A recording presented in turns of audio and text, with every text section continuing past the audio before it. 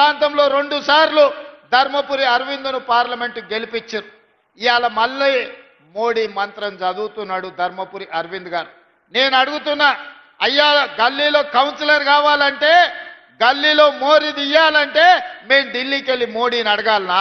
పుట్టోడు నిజామాబాద్ లా ఇందూరులా వచ్చి మోర్లు సాగు చేసి కూడా మోడీ పేరు చెప్తాడు అరవింద్ అన్నాడు. మోర్లు సాగు చేస్తుంది మోడీ పేరు చెప్పుడు. మోర్లు సాగు చేస్తుంది మోడీ పైసలు పంపుతాడు. నువ్వు పొట్టోడు వచ్చి సాగు చేయాలి. మరి మున్సిపల్ మినిస్టర్ ఓడు పొట్టోడే కదా, వచ్చి సాగు చేయాలి. తొండలిడితే సాఫ్ అయితాయా? తొండలిడితే మోర్లు సాఫ్ అయితాయా? చేయాలి. మరి నువ్వు జీతాలు కూడా ఇచ్చి సస్తలేవు మున్సిపాలిటీలో పనిచేసే వాళ్ళకి. మళ్ళీ మంత్రిత్వ శాఖ ఆయన దగ్గర పెట్టుకున్నావు పొట్టోడు, నువ్వు పని మంత్రుడని. ధర్మపురి అరవింద్ గారు మీరే పార్లమెంట్ సభ్యులు కదా, ఈ 7 ఏళ్లలో నువ్వు ఏమి తీసుకొచ్చినావో లెక్క చెప్పు. మిమ్మల్ని 2 సార్లు ఎంపీగా గెలిపిస్తే మోడీ గారి దగ్గర నీకు చాలా పరపతి ఉందంటావు కదా, మరి మోడీ గారి దగ్గర పరపతి ఉంటే ఎందుకు మీరు స్మార్ట్ సిటీ కింద నిజామాబాద్ ను తీసుకురాలేకపోయినరు?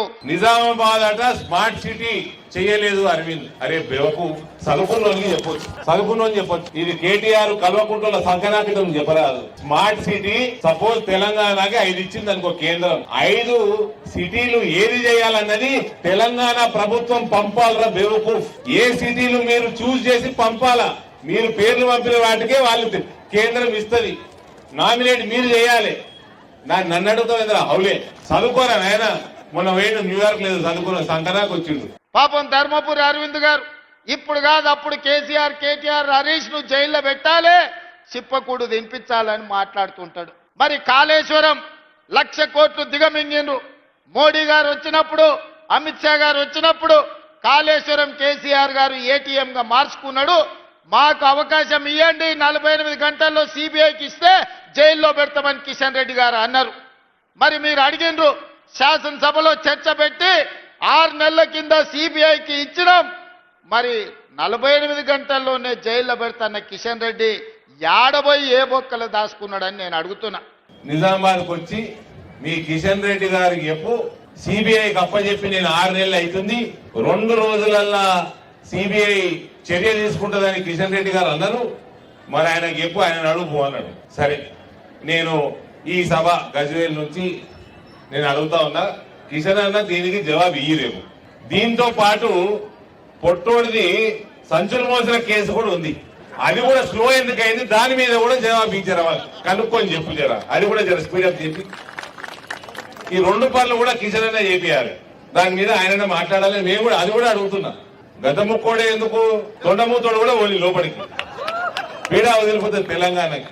సిబిఐకి ఎప్పుడు అప్పచెప్పిండండి? 2 సంవత్సరాలు. అదేమో కమిటీ వేసుకోండి, ఘోష్ కమిటీ, అంతే కదండి మేడం, పీసీ ఘోష ఏదో ఉండే ఘోష్ కమిటీ. ఆ నివేదిక ఇచ్చింది ఒక సీనియర్ జడ్జు ఘోష్ గారు.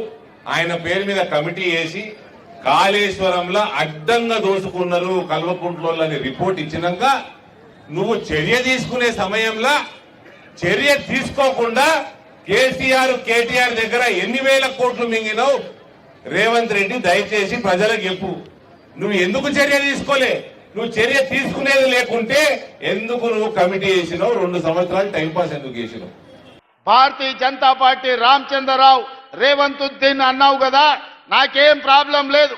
రేవంత్ గౌడ్ అయినా, రేవంత్ మాదిగైనా, రేవంత్ ముదిరాజ్ అయినా, రేవంత్ యాదవ్ అయినా, సర్దార్ రేవంత్ సింగ్ అయినా, లేకపోతే రేవంత్ ఉద్దీన్ అయినా నాకేమీ అభ్యంతరం లేదు. మన రామచంద్రరావు గారట నిన్న రేవంత్ రఫత్ ఖాన్ అని ఏదో అన్నాడు. రామచంద్రరావు గారు ఏదో పేరు పెట్టిండు, ముల్లా పేరు పెట్టిండు. అసలు మీ అందరికి తెలియదు, ఈ 4% రిజర్వేషన్ ఇస్తా అంటుండు నిన్నటి నుంచి. అసలు సంగతి ఏంటంటే రేవంత్ కూడా సుంతి అయిపోయింది. मुल्ले को खुश करने के लिए रेवंत भी सुनती कर लिया, हो गया. 4% ఎవడ అయ్యే సొమ్మని 4% ఎవరిని తీసిస్తావు? నీకు రాజ్యాంగం హక్కు ఇవ్వలేదు కదా. హిందువులదే 4% కట్ చేసి నువ్వు తుర్కోలకు ఎట్లిస్తావు? నీకు ఓడిచ్చిండు హక్కు, నీకు ఓడిచ్చిండు హక్కు. ఇక హిందువులకు వచ్చి నేను మాదిగ సోదరులని ఇవి చేసిన, మాదిగ సోదరులకు అది చేసిన అని చెప్పి నన్ను రేవంత్ మాదిగ అనండి, నేను గౌడ్ సోదరులకు ఇట్లా చేసిన అట్లా చేసిన అని నన్ను రేవంత్ గౌడ్ కూడా అనండి అన్నాడు. ఏం చేసినావు? లొట్టపీసి చేసినావు. ఏం చేసినావు? ఏం చేసినావు బ్రదర్ చెప్పు, మాదిగ సోదరులకి ఏం చేసిండు? కనీసం ఎస్సీ ఎస్టీ బీసీ పిల్లగాళ్ళకి, మాదిగ మాల సోదరులకి, వాళ్ళ పిల్లగాళ్ళకి కనీసం ఫీ స్కాలర్షిప్లు రీఎంబర్స్మెంట్ ఇచ్చే పని కూడా చేయలేదు, వాళ్ళకి చదువు కూడా చెప్తలేడు. కనీసం ఎస్సీ ఎస్టీ పిల్లలకి చదువు చెప్పని దౌర్భాగ్యుడు రేవంత్ రెడ్డి. ఇక ఈయనకంటే రేవంత్ మాదిగా టైటిల్ ఇస్తారండి ఈయనకి.